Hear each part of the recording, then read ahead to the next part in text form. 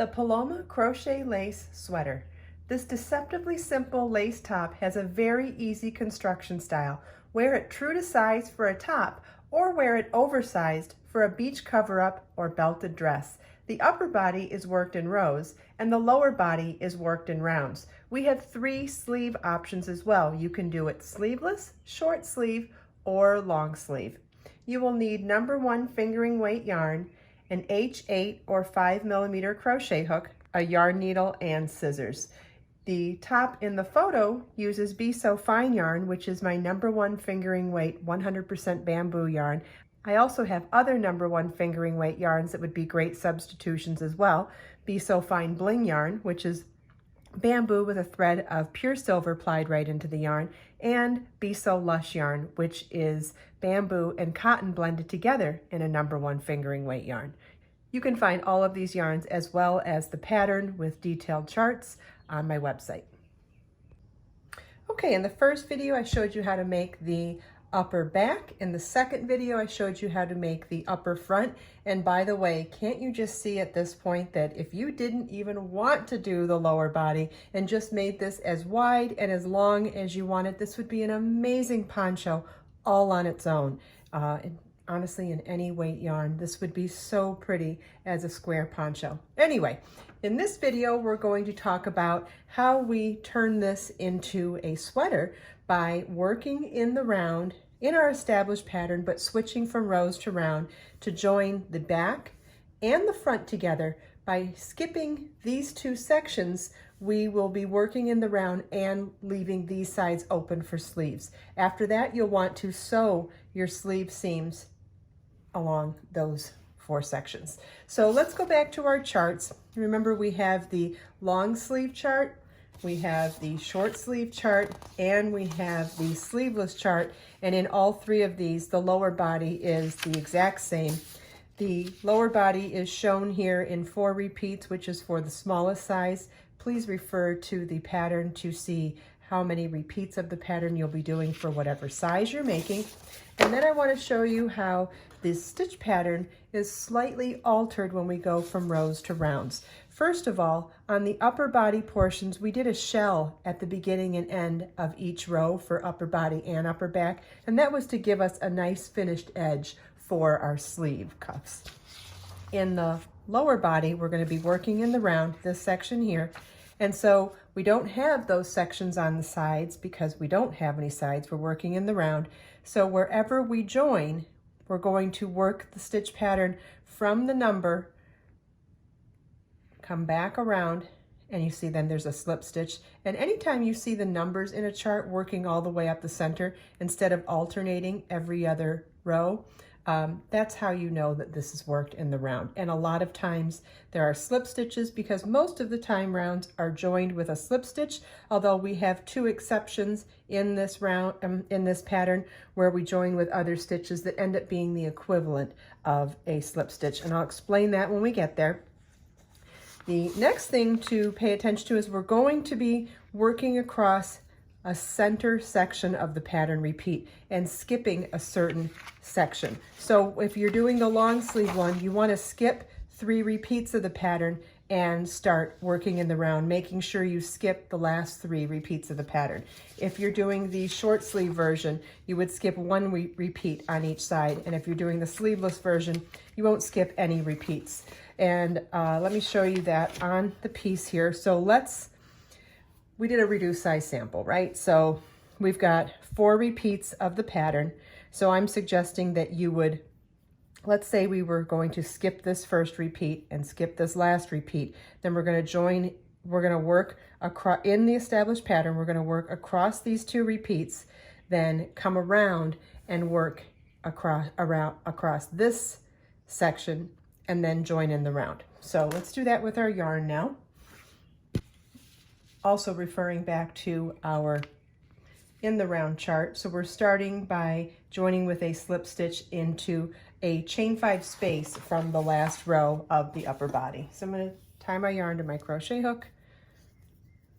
So it'll be the first chain 5 space after the repeats repeat or repeats that we're skipping. So I said that we were going to repeat, or we are going to skip one repeat, and that's going to depend on how many repeats you have for your sleeve. So here's our first repeat we're going to skip. So we're going to single crochet or join with a slip stitch into the next chain 5 space, chain 1, and single crochet in that same space, then chain 2, and then working our established pattern, we're going to work 1 double crochet into each of the next 3 double crochets,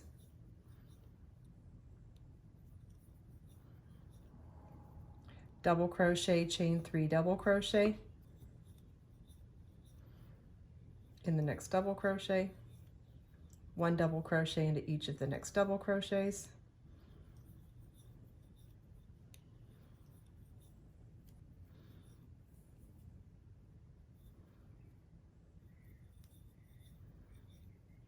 chain 2, single crochet in the next chain 5 space, chain 2, and we'll repeat this across however many repeats of the pattern you're doing for whatever size you're making. The pattern will spell this out for you. Okay, we worked over 2 repeats of the pattern, and we're going to skip that repeat and come and work now on the opposite side. One thing that might be helpful if you're having a hard time conceptualizing what we're doing is we can use stitch markers to temporarily join the front and back together. The repeat that we're skipping on the front and the back on one side, and then we can do that for the other side as well.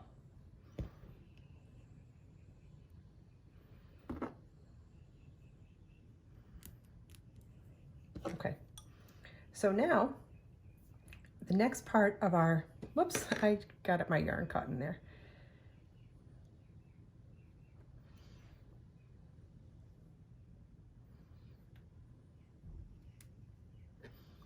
So the next part of our pattern is a chain 2 and then single crochet into the next chain 5 space. But now that we're joining with both of these, we could insert our crochet hook into the next chain 5 space on both the front and back. Chain 2, and now we'll work across the second half and work in our established pattern, which is 1 double crochet in each of the next 3 stitches, double crochet, chain 3 double crochet in the next double crochet, 1 double crochet into each of the next 3,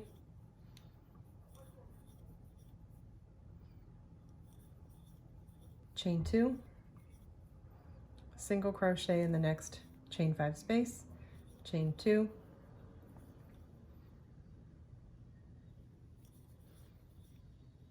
and we're just repeating in our established pattern across the second half of the body.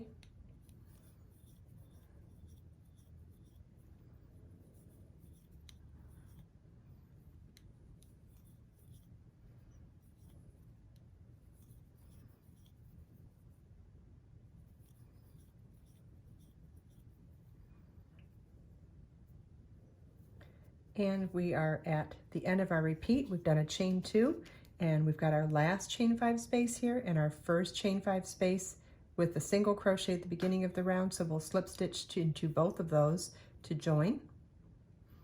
And we have our first round joined, and I'll show you that on the chart. So we've slip stitched to the first single crochet at the beginning of the round to join. Round 2, well, let's look at what we've got here. So now, so we have our body folded in half now. We have our neck hole opening. We have 2 sleeves here, and then we have the first round of our body worked in the round. So let's get our yarn back on our crochet hook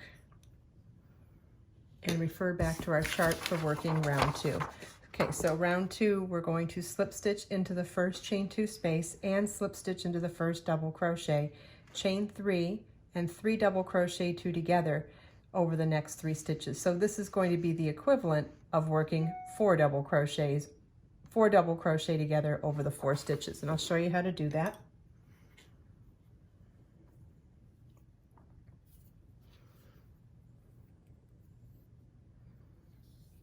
Okay, so we're going to slip stitch into our first chain 2 space, slip stitch into our first double crochet, chain 3, which counts as our first leg to that double crochet 4 together. Then it's yarn over, insert your hook on the next stitch, yarn over, pull up a loop, yarn over, pull through 2, and do that again in the next 2 stitches. And yarn over, pull through all 4 loops on your hook, chain 5. The rest of this round is the exact same as when we worked it in rows, except when we come to the end of the round, we'll be joining it in a different way. Okay, so coming back to the chart, normally when we work this repeat, it's that 4 double crochet together, chain 5, 4 double crochet together, chain 5, 4 double crochet together, and then a chain 1. Now at the end of the round, we need to replicate a chain 1 and a slip stitch to the beginning of the round to join, but we also need to be positioned to work into that single crochet. And the way to do that is kind of like how we do it on when we're replicating a chain 5 space, like up here, we replicate a chain 5 with a chain 2 double crochet, so it positions us in top center over that space that we needed to replicate. Well, the same is true of a chain 1. You can single crochet into the top of the first stitch at the beginning of the round, which would be that chain 3, and that gives you the equivalent of a chain 1 space and also positions you to work into it into the next round. So let me show you how we do that. So we've worked our stitch pattern for round 2 all the way around, and now we'll single crochet into the chain 3 at the beginning of the round to join the top of the chain 3. We're ready to begin the next round, which is just chain 1 and single crochet into that same stitch, as you can see here. And then round 3 is going to be chain 5, single crochet in the next chain 5 space, chain 5, single crochet in the next chain 5 space, chain 5, and single crochet in the next chain 1 space, and we'll repeat that all the way around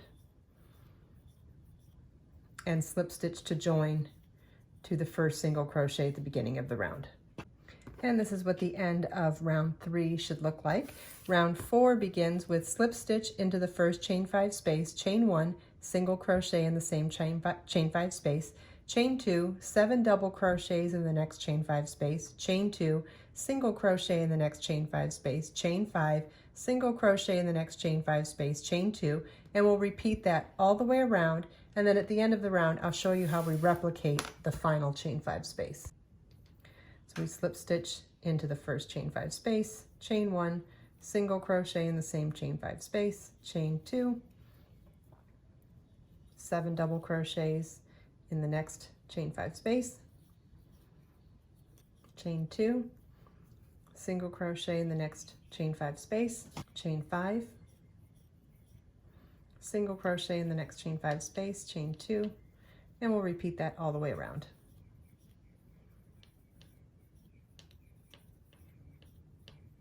The end of round 4, our last repeat should end with a chain 5 and single crochet in the next chain 5 space, but we need to position ourselves to be in the top center of that chain 5 space. So how we're going to do that is working a chain 2 and then double crochet into the first single crochet at the beginning of the round to join. So let me show you how we do that. Chain 2, and then there's that first single crochet at the beginning of the round, so we'll work a double crochet into that single crochet, which closes our round and positions us into the top center of that chain 5 space equivalent. So now we're ready to begin round 5. So we're going to work a chain 1 and single crochet in that same space, chain 2, 1 double crochet into each of the next 3 stitches, double crochet, chain 3 double crochet in the next stitch, 1 double crochet into each of the next 3 stitches, then chain 2, single crochet in the next chain 5 space, and we'll repeat that all the way around. At the end of the round, we will, instead of working a single crochet, we will slip stitch to the first single crochet at the beginning of the round to join.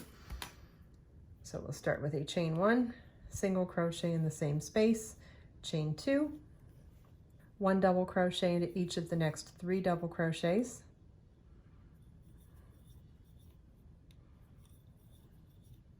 double crochet, chain 3 double crochet in the next double crochet,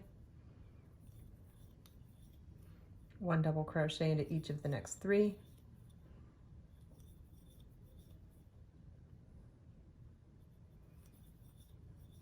Chain 2 and single crochet in the next chain 5 space. And you want to repeat that all the way around. At the end of round 5, we slip stitch to the first single crochet at the beginning of the round to join, and this completes our pattern repeat for the lower body. We're going to repeat rounds 2 through 5 for our desired length of top, tunic, or dress. However long you want it to be, you want to repeat rounds 2 through 5, but then you want to repeat rounds 2 and 3 one more time after that, because it's after a round 3 that we're set up to begin our edging. On your last repeat of round 3 and the last repeat that would normally be a chain 2 double crochet, we're going to do a chain 5 and slip stitch to the first single crochet at the beginning of the round to join. And that's going to position us for beginning the edging. The first edging round is slip stitch into the first chain 5 space, chain 3, which counts as a double crochet, and work 4 double crochets into that same chain 5 space. Then work 5 double crochets into the next chain 5 space. Then you want to work 5 double crochets into each chain 5 space around. At the end of the round, you want to slip stitch to the top of the chain 3 at the beginning of the round to join. Then the final 3 rounds are all worked the same. It is a chain 3, which counts as a double crochet, and 1 double crochet in each stitch around. Slip stitch to the top of the chain 3 at the beginning of the round to join. And that completes the lower border edging of the Paloma crochet sweater. I hope you enjoyed this video. If you have any questions at all, please feel welcome to leave them for me in the comments. And if you check out the video description, I've provided links for everything we talked about in this video. Let us make time to create, share, and inspire today and every day. I'll see you in the next video.